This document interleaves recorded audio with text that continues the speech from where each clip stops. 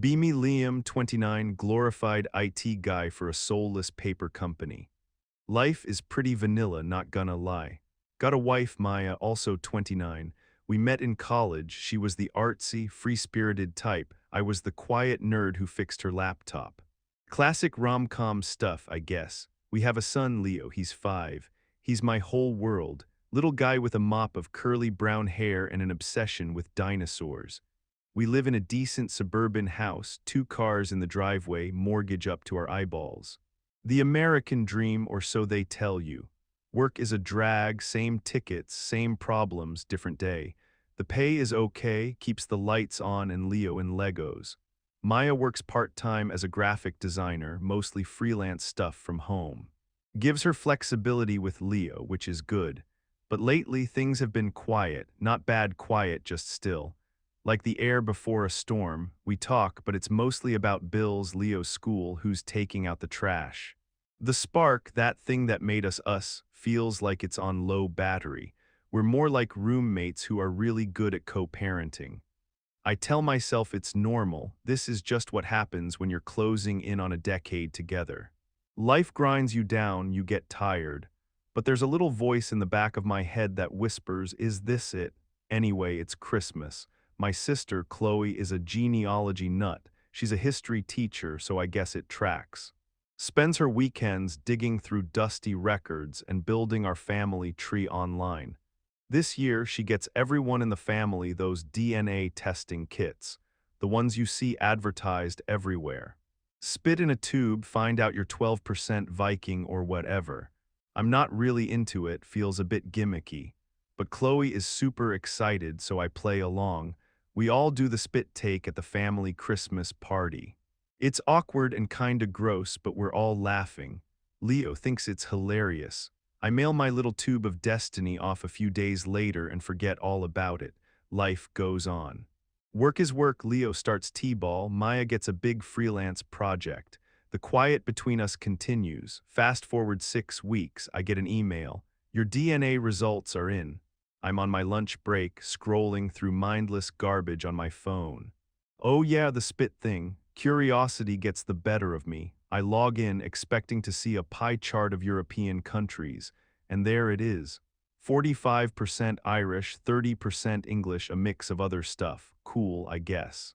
My ancestors were big on potatoes and rain. I'm about to close the tab when I see another section. DNA relatives. I click it. Shows a list of people who share DNA with me. My sister Chloe is at the top. Sister checks out, my mom, my dad, yep, all there. Then I see a name I don't recognize. Leo. And next to it, the relationship status that makes my blood run cold. Not son, it just lists a percentage of shared DNA. And a little info icon. I click the icon. This amount of shared DNA is consistent with a close relative, such as a nephew or half-sibling.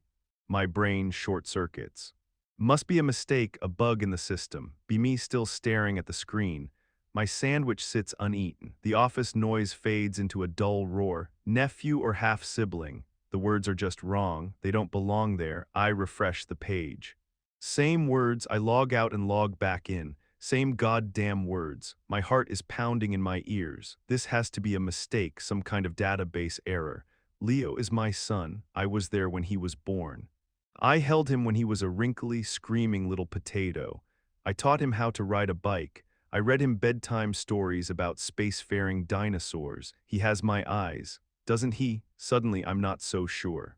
I pull up a picture of him on my phone, my happy, goofy 5-year-old. I stare at his face, searching for a piece of me. His hair is brown like mine, but it's curly like Maya's. His nose, his mouth, they're just his. I try to remember what people say. He looks just like you. Have they ever said that? Or was it always, he's a perfect mix of you two? My hands start to shake. I feel sick. I need to talk to someone. I can't call Maya. What would I even say? Hey honey, funny story. A website says our son isn't mine. LOL. I call my best friend Ben. We've known each other since high school. He's a software engineer, a logical, level-headed guy. He'll know what to do. He answers on the second ring.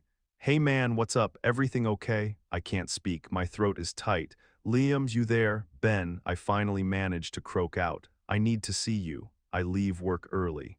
Tell my boss I have a family emergency. It doesn't feel like a lie. I meet Ben at a dive bar near his office. The place is dark and smells like stale beer and regret. Perfect. I show him my phone. He reads the screen, his brow furrowed.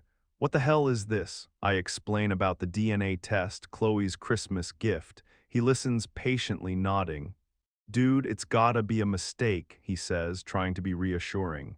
Those things are probably bullshit anyway. But what if it's not? I ask, my voice barely a whisper. The question hangs in the air between us. Ben takes a long swig of his beer. Okay, he says, switching to problem-solving mode. Let's be logical about this. When was Leo born? October 2020. So, conceived around January 2020, I nod. What was going on then? Anything unusual? I rack my brain, trying to remember a time before the world turned upside down. We were trying, I say, for a few months. I was stressed at work. Maya was, I don't know. A little distant, maybe. We had a fight, a bad one. The memory hits me like a ton of bricks. It was over something stupid. Money, I think, but it escalated. We said things we shouldn't have. She went to stay with her friend for a couple of nights. Her friend, Amelia. She went away for a weekend, I tell Ben. His face tightens. With who? Her friend, just the girls, or so she said. A cold, sinking feeling starts in my gut. Liam, I'm sure it's nothing, Ben says, but his voice lacks conviction. We sit in silence for a while, the jukebox playing some sad country song. I feel like my life is a movie and I just walked in on the plot twist. And I'm the idiot who didn't see it coming. I go home late. Maya is on the couch watching some reality show. She looks up when I come in. Hey, you're late. Is everything okay? I look at her, my wife of 7 years, the mother of my child. And all I can see is a stranger. Just a long day, I mumble, avoiding her eyes. I go upstairs to check on Leo. He's asleep, his dinosaur pajamas all twisted. His face is so peaceful, so innocent. I watch him breathe, the gentle rise and fall of his little chest. My son, my heart aches. I stay there for a long time just watching him. Who is this little boy, and who is the woman sleeping in my bed? The next few days are a blur. I'm a ghost in my own home. I go to work, I come home, I play with Leo, but I'm not really there. I'm constantly replaying the past in my head, looking for clues I missed. Maya's late nights at the studio, the hushed phone calls, the way she'd sometimes look at me with a flicker of guilt in her eyes, or was I just imagining it? Am I going crazy? I feel like I'm in a spy movie, but the only thing I'm uncovering is my own misery. I start digging. I know it's wrong, but I can't help myself. I go through her old social media posts from early 2020. Lots of pictures of her and Amelia. Wine nights, brunches, but then I see it. A group photo from a night out. Maya, Amelia, and a few other people, including a guy I vaguely recognize. His name is Ethan. He was in a few of Maya's art classes in college. He was always hanging around her, a little too friendly for my liking. In the photo, his arm is around her. They're both smiling a little too brightly. My stomach churns. I do a little more digging. Ethan's profile is public. He's a photographer now, lives downtown. I scroll through his pictures, artsy shots of the city, portraits of models, and then I see him, a self-portrait. He has curly brown hair.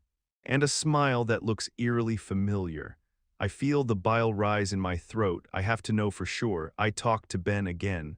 I need to do another test, I tell him. A real one, he agrees. He helps me find a reputable lab online. The kit arrives in a discreet package a few days later. Getting a sample from Leo is the hardest part. I feel like a monster. I wait until he's asleep, then gently swab the inside of his cheek. He stirs a little and my heart stops, but he settles back down, lost in his dinosaur dreams. I package up the samples, mine and his, and send them off. And then I wait. The 2 weeks that follow are the longest of my life. Every day is a tightrope walk of emotions. Hope that it's all a big mistake, fear of what I'll do if it's not, anger at Maya, at Ethan, at the world. And a deep, profound sadness that I can't shake. I look at Leo and I see a ticking time bomb. Our whole life, our whole family feels like a lie. I try to act normal for his sake. We build Lego castles, we have water gun fights in the backyard. I read him his favorite books. But every time he calls me daddy, a piece of me breaks. Maya knows something is wrong. You've been so distant lately, she says one night. Is it work? I just nod, unable to form the words. How can I tell her that I suspect the last 5 years of our lives have been a fabrication? The email arrives on a Tuesday afternoon. Your results are ready. I'm in my car in the parking lot of my office building. I can't bring myself to go inside. My hands are trembling so bad I can barely open the PDF. I scroll down past all the scientific jargon to the bottom line. Probability of paternity, 0%, 0. The word is so final, so absolute. It's a black hole, sucking all the air out of my lungs, all the light out of my world. I sit there for a long time, the car silent except for the sound of my own ragged breathing. It's not a mistake, it's real. Leo, my son, is not my son. And my wife, the woman I promised to love and trust, has been lying to me since the beginning. The drive home is a blur. I don't remember making the turns, stopping at the lights. All I can see is that single damning word, 0. I walk into the house. Maya is in the kitchen, humming along to the radio while she makes dinner. Leo is at the table coloring. He looks up and smiles when he sees me. Daddy, and for the first time the word feels like a lie. I can't do this. I can't pretend anymore. Maya, I say, my voice flat empty. We need to talk, she turns, a smile on her face that falters when she sees the look in my eyes. What's wrong? I just look at her. Send Leo to his room, I say. Now she looks scared. Liam, you're scaring me. Just do it. She hesitates, then takes Leo by the hand and leads him upstairs. I can hear her telling him to play with his Legos for a little while. She comes back down, her arms crossed over her chest. Okay, what is this about? I don't say anything. I just take out my phone and show her the email. She squints at the screen, her brow furrowed in confusion, then her eyes widen. The color drains from her face. She looks from the phone to me, her mouth opening and closing like a fish. Liam, I can explain. Can you? I ask, my voice dripping with a cold fury I didn't know I possessed. Can you explain why the son I've been raising for 5 years isn't mine? She starts to cry, fat, silent tears rolling down her cheeks. It was a mistake, she whispers. A stupid, horrible mistake. A mistake, I laugh, a harsh, ugly sound. A mistake is forgetting to pick up milk from the store. A mistake is not what you did. Who was it, Maya? She shakes her head, sobbing. It doesn't matter. It matters to me, I roar, slamming my fist on the counter. The sudden noise makes her jump. Was it Ethan? Her head shoots up. The guilt in her eyes is all the confirmation I need. We were fighting, she says, her voice pleading. You were so distant, so wrapped up in work, I felt so alone. So you slept with your ex. It only happened once, she cries. I was drunk, I was stupid. It meant nothing, I repeat, incredulous. It meant everything. It created a child you let me believe was mine. I was going to tell you, she says. But then I found out I was pregnant and I was scared.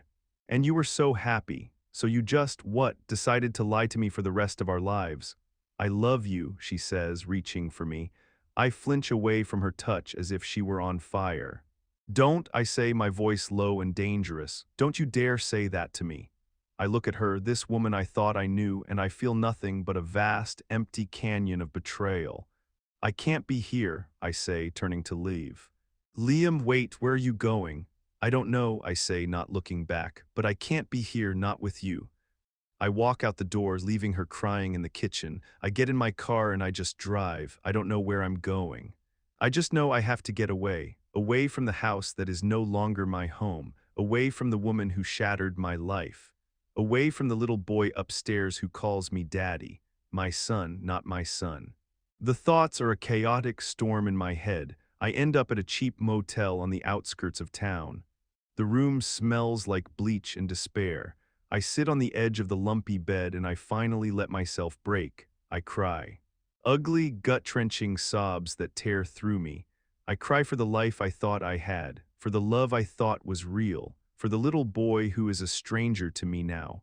I cry until I have nothing left. And then I just sit there in the dark, hollowed out and empty. The next morning, I wake up with a pounding headache and a heart full of lead. Reality comes crashing back in. I check my phone, dozens of missed calls and texts from Maya.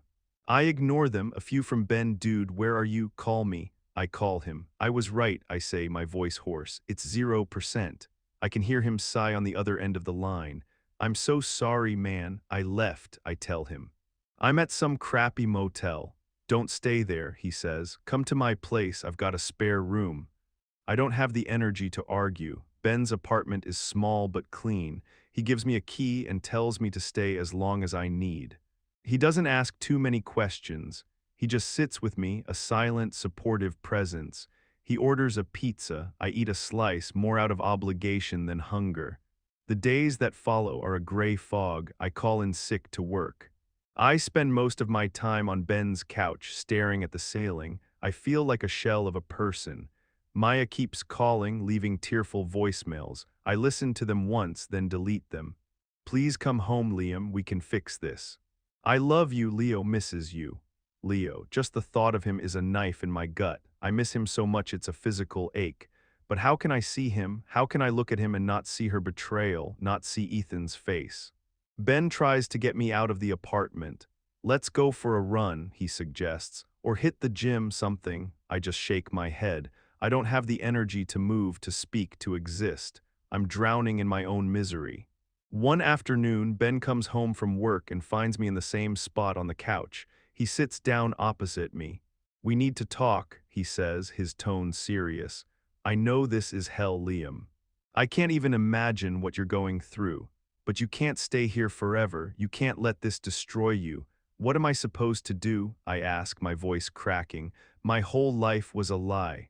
No, it wasn't, he says firmly. The love you have for Leo, that's not a lie. The time you spent with him, the memories you made, that's real. He's not mine. Biologically, no, Ben concedes. But you've been his father in every way that matters for 5 years. Does a piece of paper from a lab change that? I don't have an answer. You have a choice to make, he continues. You can walk away, and I wouldn't blame you if you did. It would be the easy thing to do. Or you can decide what kind of man you want to be, what kind of father you want to be. What about Maya? I don't know, he admits. That's for you to figure out. But this isn't just about her anymore. It's about you, and it's about Leo. His words hit me harder than I expected. He's right. I've been so focused on the betrayal, on what I've lost. I haven't thought about what I could still have.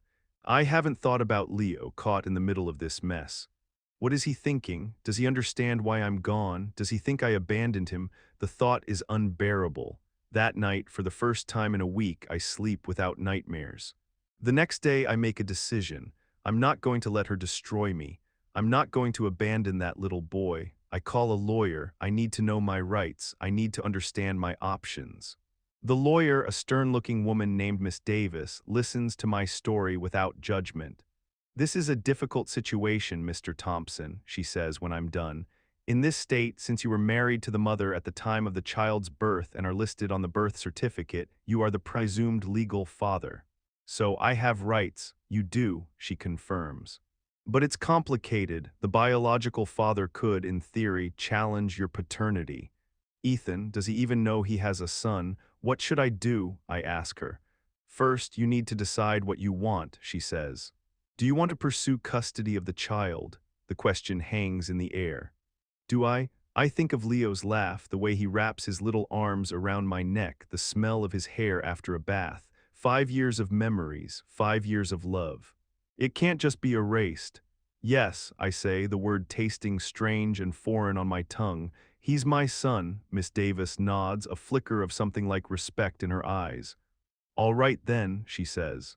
Let's get to work. I leave her office feeling not good but better. I have a purpose now. A direction. I'm not just a victim anymore. I'm a fighter. I'm fighting for my son. I decide it's time to talk to Maya, not on the phone.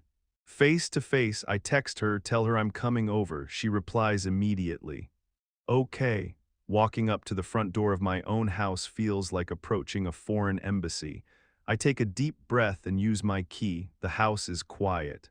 Maya is sitting at the kitchen table, looking like she hasn't slept in a week. Her eyes are red and puffy. "Where's Leo?" I ask, my voice steady. "He's at my mom's," she says. "I thought it would be best." I nod. That was smart. We sit in silence for a long moment. "I'm so sorry, Liam," she finally whispers. "You have to know that. Sorry doesn't fix this, Maya." "I know," she says, her voice thick with tears. "I was a coward. I should have told you years ago. Why didn't you?" She looks down at her hands. "I loved you," she says, "and I saw how much you loved him. You were such a natural father. I couldn't take that away from you. Or from him, so you lied." "Yes," she admits, "and it was wrong, but it came from a place of I don't know, a twisted kind of love, I guess." "Does Ethan know?" She flinches at his name. "No," she says. "We haven't spoken since that night. He has no idea. And you were just going to keep it that way, let him go on with his life, never knowing he has a son." "Let me go on with my life raising another man's child. I don't know what I was thinking," she cries. "I just wanted us to be a family." "We were a family," I say, the words tasting like ash. "You blew that up." I take a deep breath, trying to stay calm. "I've seen a lawyer, Maya." Her head snaps up, fear in her eyes. "You're not going to try and take him from me, are you?" "I am his legal father," I state plainly. "I have rights, Liam, please, he's my son." "He's my son too," I say, my voice rising. "I was there for every scraped knee, every nightmare, every birthday. I did all the work." "That means something." We stare at each other across the table, two strangers who used to be husband and wife. "I'm not trying to take him from you," I say, my voice softening. "That wouldn't be fair to him. He needs his mother, but I'm not going to be pushed out of his life. I'm not just going to disappear." "So what are you saying?" "I'm saying we need to figure this out," I say, "for Leo. We need to put him first." She nods, wiping her eyes. "Okay," she says, "okay, it's the first step. A tiny, fragile step on a long, uncertain road." I leave the house feeling emotionally drained but also lighter. The confrontation is over, the secrets are out. Now the hard work begins. We start with therapy. Couples counseling, though we're not really a couple anymore. It's more like co-parenting mediation. Our therapist, Dr. Evans, is a calm, patient woman who doesn't take sides. She helps us navigate the minefield of our emotions. The anger, the guilt, the blame, it's brutal. There are sessions where we just shout at each other. There are sessions where Maya just cries. There are sessions where I just sit in stony silence. But slowly, painfully, we start to communicate. We talk about the breakdown of our marriage, the things that led her to Ethan's bed. My emotional distance, her loneliness, it's not an excuse, but it's a reason. It helps me understand even if I can't forgive. The biggest question, of course, is Ethan. "He has a right to know," Dr. Evans says gently. I hate that she's right. I don't want this guy in our lives. I don't want Leo to know him. But it's not about what I want. It's about what's right for Leo. Maya agrees to be the one to tell him. She calls him. I'm not there for the conversation, but she tells me about it later. He was shocked, to say the least. At first, he didn't believe her, but she sent him a picture of Leo, and there was no denying the resemblance. He wants to meet him. My blood runs cold. This is my worst nightmare. This stranger, this man who slept with my wife, is going to waltz into my son's life. We have to handle this carefully, Dr. Evans advises.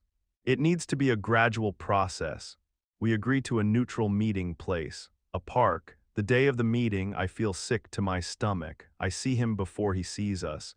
He's standing by the swings, looking nervous. He looks just like his pictures, curly brown hair, a trendy jacket. He looks like a kid. Maya leads Leo over to him. I hang back, watching from a distance. My heart is a jackhammer in my chest. I can't hear what they're saying. I just see Ethan kneel down to Leo's level. I see Leo look at him with a child's open curiosity. Then, Ethan looks up and our eyes meet across the playground. There's a strange mix of emotions on his face. Guilt, fear, and something else I can't quite place. I give him a curt, almost imperceptible nod. He nods back. A silent, awkward acknowledgement of the bizarre, tangled web we're all caught in. He doesn't stay long, maybe 20 minutes. When Maya and Leo come back, Leo is chattering away. Mommy, that man has hair like me. My heart breaks a little. Who was that, Daddy? He asks me. I look at Maya. We had a script. That's a friend of Mommy's, I say, the lie tasting like poison. We know we can't keep the truth from him forever, but he's only 5. How do you explain this to a 5-year-old? We work with Dr. Evans and a child psychologist to come up with a plan. We start with simple, age-appropriate language. We buy books about different kinds of families. The day we finally tell him is the hardest day of my life, worse than the DNA test, worse than the confrontation. We sit him down on the couch between us. Leo, I start, my voice shaking. We need to talk to you about something important. Sometimes families are made in different ways. You know how some kids have a mommy and a daddy, and some have 2 mommies or just 1 daddy. He nods, his big, serious eyes fixed on me. Well, you have a daddy who has been raising you and loving you since you were born. That's me. And you also have a man who helped mommy make you, a biological father. That's Ethan. He just looks at us, confused. So I have 2 daddies, sort of, Maya says gently. Ethan is your biological father, but Liam is your dad. He's the one who tucks you in at night and helps you build your Legos. We wait for the tears, the questions, the confusion. But Leo just processes it with the simple, beautiful logic of a child. Okay, he says, can I go play now? And that's it. No drama, no trauma, just acceptance. Kids are more resilient than we give them credit for. The legal side of things is messy. We end up in mediation. Me, Maya, and Ethan, it's painfully awkward, but we all have the same goal, to do what's best for Leo. Ethan, to his credit, is not a bad guy. He's overwhelmed and scared, but he's not trying to blow up our lives.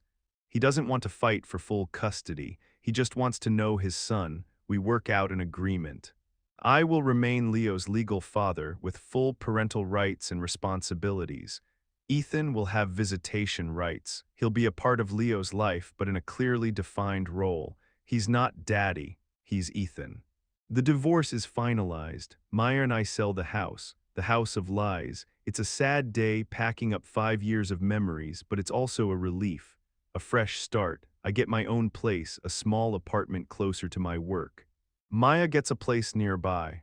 We share custody of Leo, 50/50, and a new normal begins to take shape. It's not easy. There are days when the anger and resentment bubble up.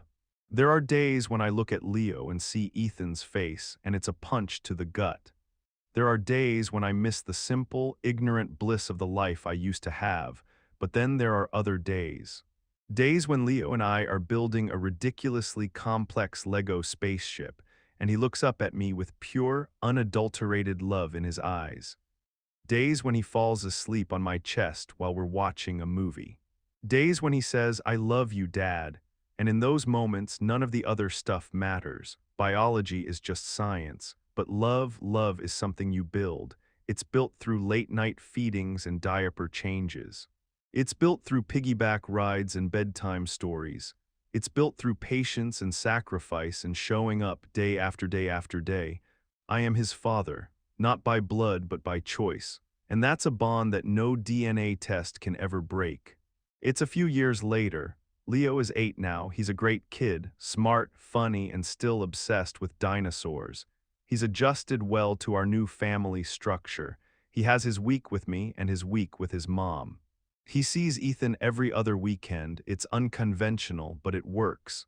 Maya and I are in a good place. We're not friends, not really. There's too much history there, but we're effective co-parents. We communicate, we cooperate. We put Leo first. She's dating someone new. He seems like a decent guy. I'm happy for her, I mean that. I've been on a few dates myself, but nothing serious. I'm not ready for that yet. My life is smaller now, but it's more honest. My relationship with Leo is the center of my universe. We have our own little routines, our own inside jokes. Taco Tuesdays, Friday night movies, Saturday morning trips to the park. He started playing soccer. I'm at every game, cheering my head off from the sidelines. He's not very good, to be honest. He's more interested in picking dandelions in the outfield, but he loves it, so I love it. After his game last weekend, we went out for ice cream. We were sitting at a picnic table, our faces sticky with chocolate.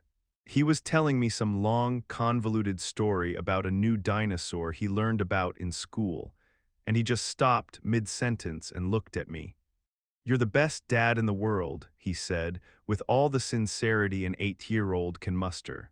I felt a lump form in my throat. I just smiled and ruffled his hair. "You're the best son in the world," I said, and in that moment, sitting in the warm afternoon sun, I knew it was true. My life didn't turn out the way I planned. It was broken, shattered into a million pieces, but I picked up those pieces, and I built something new, something better, something real. My name is Liam, and I am a father.